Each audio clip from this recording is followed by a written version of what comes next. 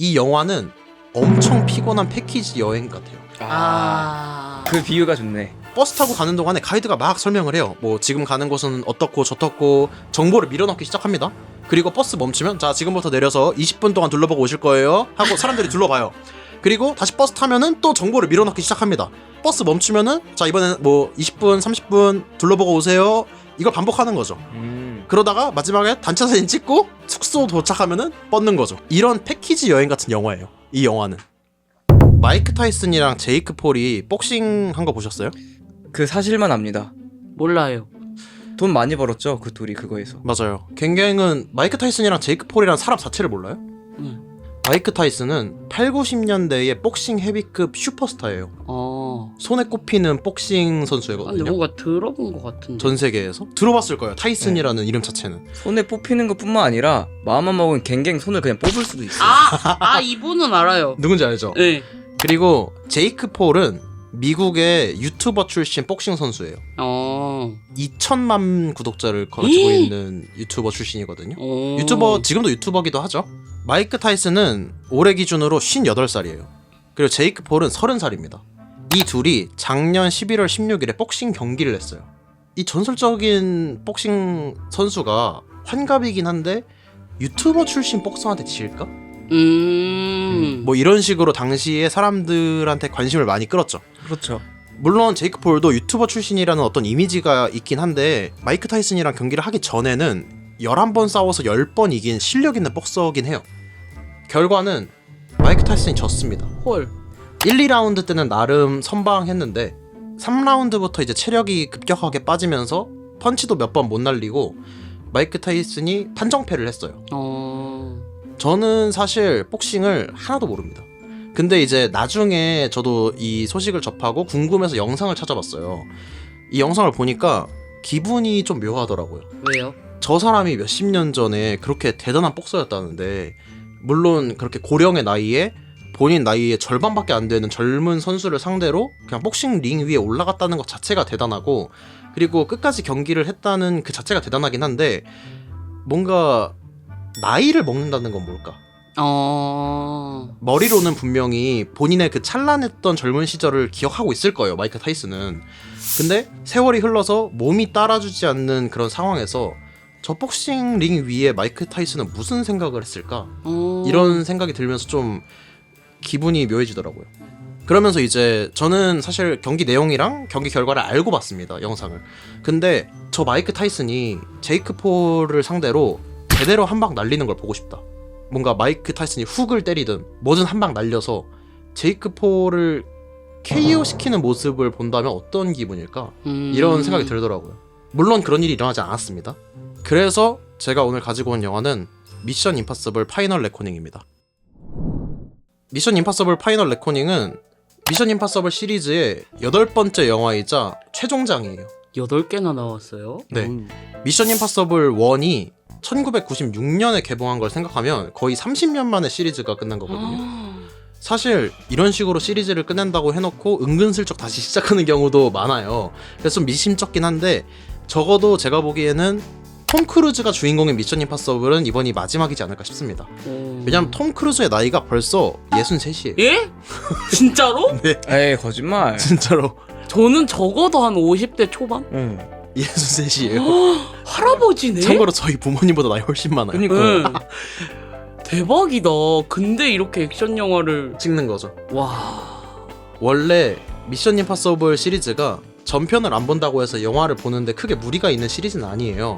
근데 이번 편 같은 경우는 전작인 미션 임파서블 데드 레코닝에서 바로 이어지는 내용입니다. 그래서 전작의 내용을 모르면 이해하기 힘들 수가 있어요. 전작 내용 설명해 주시나요? 네. 그래서 미션 임파서블 시리즈의 전체적인 설정과 전작의 내용에 대해서 간단하게 말씀드리고 일단 시작을 해볼게요. 주인공인 에단 헌트가 톰 크루즈죠. 비밀 조직 MIF의 요원이에요. MIF? 네. IMF 아니고? 아, 죄송합니다. IMF의 요원이에요. 진짜 IMF예요? 네. 저 몰랐는데? 들이친 거죠? 드립친 건데? 국제통화기금 아니고요. 아 그거 아니었어요? 네, 아니에요. 저는 근데 국제통화기금 말하는 줄 알았어요. 그 중에도. 임파서블 미션 포스의 줄임말입니다. 아. 에단 헌트는 비밀리에 수십 년간 전 세계에서 벌어지는 각종 위협들을 막아왔어요. 근데 이제 에단 헌트가 왜 이 고생을 하고 있냐 하면은 IMF는 능력 있는 범죄자들에게 사면을 시켜주는 조건으로 요원 생활을 하게 만들어요. 에단 같은 경우는 동료를 죽였다는 누명을 쓰고 종신형을 선고받는데 그 혐의를 무효화시켜주는 조건으로 IMF의 요원이 된 거예요. 에단한테는 2명의 동료가 있거든요. 한 명은 루서고 다른 한 명은 벤지예요. 이 둘은 해킹과 IT 분야에서 엄청난 능력자고 루서 같은 경우는 1편에서부터 30년 동안인 거죠. 오. 벤지 같은 경우는 3편에서부터 함께한 완전 근본 멤버라고 볼 수 있어요. 여기까지가 미션 임파서블 시리즈의 기본적인 설정이라고 보시면 됩니다. 근데 이제 이번 영화의 메인 빌런 그리고 전편의 메인 빌런이기도 한 존재가 있는데 바로 엔티티라는 존재예요. 엔티티? 네, 제가 사람이 아니고 존재라고 한 이유는 엔티티가 AI입니다. 오. 이 AI는 디지털화되어 있는 모든 것들에 접속해서 해킹할 수 있고 1초도 안 되는 시간에 수많은 시뮬레이션과 연상을 통해서 미래를 거의 완벽하게 예측할 수 있어요. 오케이요. 예를 들어서 러시아에 세바스토폴이라는 잠수함이 있었어요. 여기에 엔티티가 침투를 합니다. 이 시스템에 침투를 해서 레이더에다가 앞에 정체불명의 잠수함이 나타났다. 그리고 이 정체불명의 잠수함이 너네한테 어뢰를 발사했다. 이런 정보를 띄웁니다. 그래서 러시아 해군은 그거에 대응해서 이 세바스토폴 잠수함도 어뢰를 발사해요. 근데 갑자기 레이더에서 아까 그 잠수함이 갑자기 스르륵 사라지고 엔티티가 이번엔 그 세바스토폴 잠수함이 발사한 어뢰를 해킹해서 세바스토폴 잠수함의 어뢰로 세바스토폴 잠수함을 격추시켜요. 해킹을 통해서. 이런 식으로 테러를 일으키는 빌런이에요. 근데 엔티티가 몸이 없잖아요. 네. 사이버 세상에만 존재한단 말이에요. 그래서 이제 현실 세계에서 엔티티를 돕는 추종자들이 있는데 대표적인 캐릭터는 가브리엘과 팔이라는 인물입니다. 어떻게 도와요? 엔티티가 명령을 내리면 그거에 맞춰 수행을 하는 거죠. 아. 현실에서. 가브리엘은 주인공인 에단 헌트의 숙적이에요. 타인한테 고통을 가하는 걸 즐기는 사디스트인데 오. 아까 에단이 동료를 죽였다는 누명을 쓰고 IMF의 요원이 됐다고 했잖아요. 사실 이 동료를 죽인 게 에단이 아니라 가브리엘입니다. 아. 그래서 지금의 에단이 있게 만들어준 사람이라고도 할 수 있죠. 이제 그 다음에 파리 같은 경우에는 에단이 한번 살려줘요. 왜요? 사실 살려줬다기보다는 안 죽였다에 가깝긴 합니다. 아. 싸우다가 에단이 파리를 죽일 수 있었는데 안 죽이고 살려보내줘요. 아무튼 이 일로 인해서 엔티티가 파리가 나를 배신하겠구나 이런 예측을 세웁니다. 그래서 가브리엘을 시켜서 파리를 처리해요. 근데 이 파리가 어떻게 살아가지고 엔티티를 배신하고 에단 편으로 넘어갑니다. 어떻게 보면은 엔티티의 미래 예측이 성공한 거죠. 그쵸. 이 엔티티를 없애려면 십자가 모양의 열쇠 2개를 하나의 퍼즐처럼 조합하고 이걸 특정 장소에 꽂아야 돼요. 네. 전편인 미션 임파서블 데드 레코닝에서는 이 2개의 열쇠를 찾는 게 목적입니다. 그래서 에단이 열쇠를 쫓고 있는데 갑자기 웬 소매치기가 눈앞에서 열쇠를 훔쳐가요. 이 소매치기는 그레이스라는 인물인데 소매치기 한번 잘못했다가 역대급 사건에 휘말린 거예요.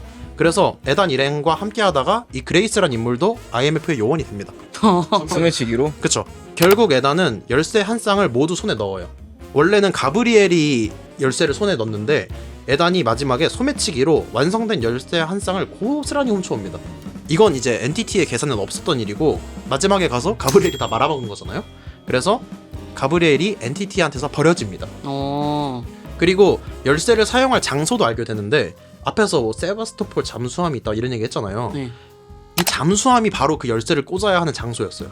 그 잠수함 안에 엔티티의 소스 코드, 저도 사실 뭐 코딩 이런 건 잘 모르는데 소스 코드라는 게 어떤 프로그램이나 이런 거에 원형이 되는 어떤 코드라고 하더라고요.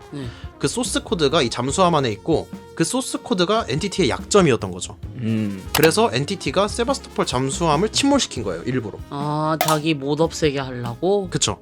이번 미션 임파서블 파이널 레코닝에서는 엔티티의 목적이 밝혀집니다. 핵보유국의 핵무기 통제권을 해킹을 통해서 획득하고 강제로 핵전쟁을 일으키는 거예요. 너무 무서운데? 오. 그리고 인류를 종말시키겠다. 왜요? 미친 그 이유는요? AI네? 명확하게 밝혀지진 않아요. 그 AI라고 하셨죠? 네. 그 질문하는 AI인가요? 이게 뭐예요? ChatGPT 말하는 거예요? 그러니까 질문을 굉장히 똑똑한 AI요. 인간의 수준을 아득히 초월한 수준의 인공지능인 거죠. 그러면은 그런 AI가 인류가 멸망해야 된다 판단했다면 그게 맞을 거라 생각해요 저는. 아, 그래요? 그래서 이 작품에서는 엔티티의 추종자들도 엄청 많이 등장합니다. 엔티티가 SNS랑 뉴스 같은 것들을 해킹해서 거의 엔티티라는 존재를 하나의 종교처럼 만들어요. 그래서 베베 같은 저런 추종자들이 넘쳐나게 돼요. 추종하지 않아요. 그런 배경이 미션 임파서블 파이널 레코닝의 배경입니다. 근데 에단 헌트는 이제 이걸 막아야 되잖아요. 그래서 엔티티의 유일한 약점을 가지고 있는 이 에단 헌트가 엔티티를 막기 위해 세바스토폴 잠수함으로 향하면서 벌어지는 그런 이야기를 담고 있는 영화입니다. 오. 이제 이 영화에 대한 제 감상을 말씀드리면 일단 초중반까지는 템포가 심하게 빠르고 밀도가 과하게 높습니다. 그게 무슨 말이죠? 이 영화가 전편과 이어지는 내용이라고 했잖아요. 네. 사실상 6시간짜리 영화를 절반으로 잘라서 3시간짜리 영화 2개를 만든 셈이에요. 그래서 서사적인 구조로 봤을 때 전편 같은 경우는 하이라이트 직전에 영화가 끝난 셈이고 이번 편 같은 경우는 하이라이트에서부터 영화가 시작한 셈이에요. 그래서 밀도가 높아요. 이 영화 자체가. 근데 거기에다가 초반부에 전편에 있었던 사건들도 요약해서 설명하고 있고 이 영화가 미션 임파서블 시리즈의 마지막이잖아요. 그래서 그동안 시리즈에 등장했던 다양한 요소들을 많이 활용했어요. 예를 들어? 사실 이 엔티티라는 존재가 지금까지 에단 헌트가 했던 그 수많은 비밀 임무들의 스노우볼을 통해서 탄생한 존재가 아닐까? 이런 내용이라거나. 물론 이런 식의 요소들이 시리즈 팬들한테는 의미가 굉장히 크지만 과거 회상 장면이 상당히 많이 쓰였어요. 그러니까 이 영화가 전달해야 될 정보량이 너무 많고 그 내용의 대부분이 초중반에 몰려있기 때문에 초중반 템포를 극단적으로 빠르게 가져갈 수밖에 없는 거죠. 물론 요즘 영화들이 뭐 영화뿐만 아니라 뭐 어떤 미디어 컨텐츠든 간에 전반적으로 템포가 빠르고 특히 초중반 템포를 빠르게 가져가는 건 맞아요. 요즘같이 뭐 볼 게 넘쳐나는 시기에 템포가 늘어지면은 소비자가 이탈하기 쉬워지니까 심지어 루즈하다는 평가가 조금이라도 있으면 소비자들이 선택 자체를 안 해버립니다. 그렇죠. 그렇다 하더라도 이 작품의 템포는 좀 심한 수준이에요. 어느 정도냐면 유튜브 요약본 정도의 템포라고 보시면 됩니다. 그래요? 그 정도로? 네. 영화가 1시간에서 2시간이다 일반적으로 그렇게 얘기를 하면은 유튜브 요약본이 보통 20분에서 30분 정도 돼요. 그러니까 유튜브 요약본은 원래 영화보다 템포가 3배에서 4배 정도 빠른 거예요. 근데 이 미션 임파서블 파이널 레코닝이 그렇습니다. 체감상 다른 영화들에 비해서 템포가 3배에서 4배 정도 빨라요. 그러면 이렇게 생각하시는 분들 있을 거예요. 나는 평소에 유튜브 요약본 자주 보고 유튜브 요약본 정도의 tempo가 좋다. 왜냐면 요즘 사람들이 그런 거 많이 보잖아요. 네. 근데 여기서 문제가 하나 더 발생합니다. 특히 한국인 관객에게 이 영화가 굉장히 치명적이에요. 왜죠? 이 영화가 대부분의 정보를 대사로 전달하고 있어요. 지금 어떤 상황인지 대사로 전달을 하고 스턴트 액션 보여주고 그 다음은 또 어떤 상황인지 대사로 설명하고 스턴트 액션 보여주고 이 패턴의 반복이에요. 영화는 기본적으로 긴장과 이완이 되게 중요하다고 생각하거든요. 긴장이 과해지면은 관객의 피로도가 높아지고 이완이 과하면 작품이 지루해져요. 이 작품 같은 경우는 딱 전자의 경우입니다. 긴장이 과하다. 네. 스턴트 액션을 보여줄 때는 긴장할 수밖에 없어요. 특히 이 미션 임파서블에서 톰 크루즈가 보여주는 액션 같은 경우는 긴장이 더더욱 심할 수밖에 없습니다. 초고난이도의 스턴트 액션을 배우가 직접 하고 있다는 걸 우리가 알고 있잖아요. 알죠. 이게 긴장이 될 수밖에 없어요. 그럼 스턴트 액션 이외의 장면에서는 긴장을 어느 정도 해소해줄 필요가 있어요. 근데 이 작품에서는 그게 불가능합니다. 조금이라도 긴장을 놓치면 대사를 놓치게 되고 그럼 이 상황 자체가 이해가 안 돼요. 영화권 국가의 관객들이라면 이 부분이 어느 정도 괜찮을 수도 있어요. 근데 만약에 대사를 듣는 게 아니라 한국 관객처럼 자막을 읽어야 되는 상황이면 피로도가 더 올라갑니다. 템포가 되게 빠르고 정보량이 많고 그 정보들을 대부분 대사로 전달한다는 이 세 가지 특징이 합쳐지면서 이 영화는 엄청 피곤한 패키지 여행 같아요. 그 비유가 좋네. 버스 타고 가는 동안에 가이드가 막 설명을 해요. 뭐 지금 가는 곳은 어떻고 저떻고 정보를 밀어넣기 시작합니다. 그리고 버스 멈추면 자 지금부터 내려서 20분 동안 둘러보고 오실 거예요 하고 사람들이 둘러가요. 그리고 다시 버스 타면은 또 정보를 밀어넣기 시작합니다. 버스 멈추면은 자 이번엔 뭐 20분 30분 둘러보고 오세요 이걸 반복하는 거죠. 그러다가 마지막에 단체 사진 찍고 숙소 도착하면은 뻗는 거죠. 이런 패키지 여행 같은 영화예요. 이 영화는 내용으로 보나 구성으로 보나 말이 안 돼요. 근데 저는 이 영화를 보고 이런 생각이 들더라고요. 그러면 자산이 6억 달러인 할리우드 슈퍼스타 배우가 63살 먹고 맨몸으로 날아다니는 비행기 위를 걸어다니는 건 말이 되나? 그것도 저는 영화가 일종의 사랑 고백이랑 똑같다고 생각합니다. 사랑 고백이요? 네. 영화뿐만 아니라 드라마, 웹툰, 애니메이션, 예능, 다큐멘터리, 소설, 심지어는 몇 주짜리 유튜브 쇼츠까지 모든 미디어 컨텐츠가 그래요. 사랑 고백이 뭡니까? 상대방과 사귄다는 어떤 목적을 가지고 말로 하든 카톡으로 하든 이벤트를 하든 어떤 수단을 통해서 내 마음을 전하고 상대방이 받아주면 성공이고 차이면 실패잖아요. 네. 사랑 고백과 영화와 애니메이션과 소설의 차이는 목적과 수단이 조금 다를 뿐이에요. 메커니즘이 똑같습니다. 그러면 제가 갱갱한테 이제 물어볼게요. 사랑 고백하는 건가? 여기 두 남자가 있어요. 네. 저랑 베베 아닙니다. 아, 네. 아 아니에요? 네. 아 한 명은 옷도 깔끔하게 차려입고 네. 꽃다발도 준비하고 편지도 쓰고 온갖 미사역으로 갱갱한테 사랑 고백을 해요. 근데 생긴 게 베베랑 똑같이 생겼어. 그러면 땡큐지. 다른 한 명은 남자가 그냥 추리닝 차림에 슬리퍼 찍찍 끌고 나와가지고 좋아해 딱 한마디 했어. 네. 근데 생긴 게 엑소의 카이야. 카이요. 이거 카이죠. 이거 카이를 데려오면 안 되죠. 참고로 갱갱의 이상형이 카이라서 이 예시를 든 거예요. 갱갱은 누구 고백 받아줄 것 같아요? 카이? 그쵸? 네. 이 영화가 그렇습니다. 존잘남이 추리닝 차림으로 슬리퍼 질질 끌고 나와서 고백하는 것 같은 영화예요. 무일푼 차은우 같은 영화입니다. 그럼 무일푼 물품 차은우죠. 차은우죠. 그쵸? 네. 저는 영화에서 스토리가 중요하다고 생각해요. 그리고 아마 이제 제 리뷰 들어보신 분들은 영화뿐만 아니라 제가 작품에서 스토리를 얼마나 중요하게 생각하는지 느끼셨을 거예요. 근데 작품에서 스토리가 가장 중요하냐라고 하면은 전 잘 모르겠습니다. 예를 들어서 아바타 같은 작품 보셨어요? 네. 네. 스토리가 훌륭한가요? 아니 뭐 딱히. 영상미가. 그쵸. 네. 저는 개인적으로 별로라고 생각하진 않지만 흔한 스토리입니다. 네, 맞아요. 뭐 포카혼타스라거나 아니면 늑대와 함께 춤을 이런 작품들과의 유사성을 항상 지적받는 그런 스토리예요. 근데 전 세계 흥행순위 1위 영화입니다. 그리고 성적을 떠나서 저는 이 아바타라는 영화가 굉장히 훌륭한 영화라고 생각해요. 왜냐? 당시로서는 압도적인 CG 기술로 독보적인 영상미를 보여줬기 때문이에요. 그 작품만이 보여줄 수 있는 압도적인 무언가가 있으면 전 스토리는 별로 중요하지 않을 수도 있다고 생각합니다. 미션 임파서블 파이널 레코닝 같은 경우도 마찬가지예요. 선택과 집중을 한 거죠. 당연히 이 영화의 핵심은 톰 크루즈의 목숨을 건 서커스예요. 스턴트 액션이 스토리에 맞춰서 배치돼야 되는 게 아니라 스토리가 스턴트 액션에 맞춰서 흘러가는 게 맞습니다. 이 영화의 경우에는. 그럼 그 스턴트 액션 장면이 나머지 모든 요소를 희생할 만큼의 가치가 있느냐? 전 당연히 있다고 봐요. 목숨을 걸고 하니까. 그쵸. 대체 불가능하니까. 톰 크루즈 같은 배우가 목숨이 왔다 갔다 하는 난이도의 스턴트 액션을 직접 하는 영화가 앞으로 또 나올 수 있을까요? 인권 문제 아니에요? 심지어 이걸 시리즈로 30년 동안 8편의 영화로 만든다? 힘들 것 같아. 저는 불가능하다고 봅니다. 말이 안 되죠. 지금 전 나이 30 바라보는데도 힘든데 신체적 나이가 늙어가는 게 느껴져서. 그럼 이렇게 얘기할 수도 있어요. 아, 톰 크루즈의 스턴트 액션 뭐 대체 불가능한 거 알겠다. 그렇다고 이 영화가 대체 불가능한 건 아니지 않냐. 왜냐면 전작들이 있으니까. 톰 크루즈의 스턴트 액션이라는 핵심적인 요소는 전작에도 있고 이번 작에도 있어요. 그러면 전작과 이번 작을 비교했을 때 다른 요소들이 부족하다면 톰 크루즈의 스턴트 액션이라는 요소랑은 별개로 비판할 수 있지 않냐. 톰 크루즈 스턴트 액션 하나만 보고 이 영화를 좋은 영화라고 할 수는 없는 거 아니냐 라고 하실 수도 있을 것 같아요. 근데 저는 이렇게 생각합니다. 당연히 비판할 수 있죠.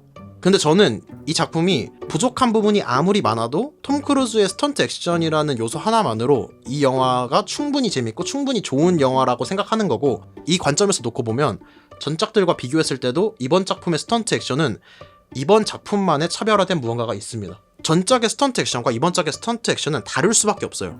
왜냐? 이번 작품에서 날고 있는 비행기 위를 걸어다니는 에단 헌트는 지금의 톰 크루즈예요. 근데 전작에서 비행기에 매달리든지 부르즈 할리파를 맨몸으로 오르든지 간에 미친 사람. 그건 10년 전, 14년 전 톰 크루즈예요. 그 점에서 그 자체로 저는 이 영화의 스턴트 액션이 의미가 있다고 보는 겁니다. 저는 이 영화를 보면서 마이크 타이슨이 제이크 폴한테 어퍼컷을 날려서 KO 시킨 것 같다는 느낌을 받았어요. 아. 물론 현실에서는 그런 일이 일어나지 않았지만 가상 인물인 에단 헌트와 현실 속 인물인 톰 크루즈 그 사이의 어딘가에서는 이게 가능한 일인 거죠. 이 영화가 결국 어떤 메시지를 우리한테 전하고 있냐라고 하면은 아무리 가능성이 낮더라도, 심지어 불가능해 보이는 일이더라도 너가 옳다고 생각하는 길이라면 그 길을 선택하는 게 맞아, 이런 얘기를 하고 있어요. 근데 까딱 잘못하면 죽잖아요. 그쵸. 근데 그럼에도 불구하고 너가 이게 옳다고 생각하면은 그 길을 선택해라 라는 게 이 영화의 메시지예요. 야. 어떻게 보면은 미션 임파서블이라는 시리즈 전체를 관통하는 메시지이기도 하죠. 멋있다. 그래서 이 영화의 구성이 얼마나 엉망이고 플롯이 얼마나 허술한지는 사실 의미가 없습니다. 불가능을 가능으로 바꾸는 에단 헌트와 톰 크루즈가 이런 말을 했다면 이 작품이 하는 말을 그냥 믿어볼 수도 있겠다라는 생각이 들더라고요. 적어도 저라는 한 사람한테는 이 영화가 본인이 추구한 그 목적을 달성한 거고, 그래서 저는 이 영화가 좋은 영화고 성공한 영화라고 생각해요. 근데 진짜 다행이네요. 톰 크루즈가 살아 있어서. 이 시리즈 찍으면서 진짜 심각한 부상도 여러 번 당했어요. 그러니까요. 아킬레스건이 다 부서졌다. 에? 그런 부상도 당했는데 촬영이 중단됐거든요. 근데 그러면 사람이 못하겠다 이럴 만도 하잖아요. 근데 회복하고 다시 찍었어. 초인이에요. 아마 저저번 작품인가 그럴 거예요 그게. 미쳤다. 그래서 저는 상당히 재밌게 볼 수밖에 없는 영화다. 음. 진짜 톰 크루즈의 그 액션을 보고 있잖아요. 그냥 그 자체로 즐거워요. 말 그대로 서커스를 보는 기분인가요? 그러니까 영화인데 영화 같지가 않아요. 그리고 사실 톰 크루즈 원툴 영화예요. 제가 무일푼 차은우 같은 영화라고 했잖아요. 근데 그 톰 크루즈라는 배우가 가지고 있는 무게감이 너무 어마무시해요. 제가 영화관에서 봤는데 영화 시작하기 전에 톰 크루즈가 이렇게 나와가지고 이번 영화 제가 진짜 열심히 만들었고 이번 시리즈의 마지막이니까 즐겁게 봐주세요 이러고 영화 시작하거든요. 영화 시작하기 전에? 네, 그냥 배우가 나와가지고 잘 봐주세요 한마디 하는데 진짜요? 네, 거기서부터 이 영화의 무게감이 달라져요. 그동안 쌓아왔던 게 있으니까네. 그러니까요. 다만 하나 덧붙이고 싶은 건 저는 미션 임파서블 시리즈를 다 봤어요. 오. 1부터 지금까지 다 봤거든요. 1위 몇 년에 나왔어요? 1996년. 태어나기도 전이네. 그쵸. 사실 전작의 내용이 잘 기억이 안 나요. 왜냐면은 톰 크루즈가 비행기에 매달린 건 기억이 나거든요. 근데 톰 크루즈가 비행기에 왜 매달렸는지는 기억이 안 나. 어쩌다 매달렸더라. 그쵸. 근데 이제 앞에서도 말했지만 이 작품이 미션 임파서블 시리즈의 이전 작품들과 연계된 내용이 많아서 최소한 유튜브에서 앞 시리즈의 내용 정리 요즘 그런 거 많잖아요. 뭐 미션 임파서블 파이널 레코닝 보기 전에 알아야 할 것들 이런 영상들을 한번 보고 가시면 좋을 것 같습니다.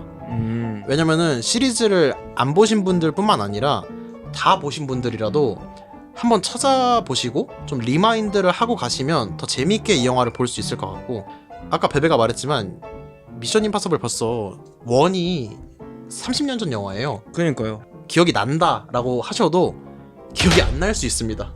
그래서 그런 내용들을 한번 정리하고 영화를 보시면 좋을 것 같다. 저는 개인적으로 추천합니다, 이 영화. 그리고 영화관에서 보는 걸 추천해요. 제가 미션 임파서블의 모든 시리즈를 다 봤다고 했잖아요. 근데 사실 전편만 안 봤었어요.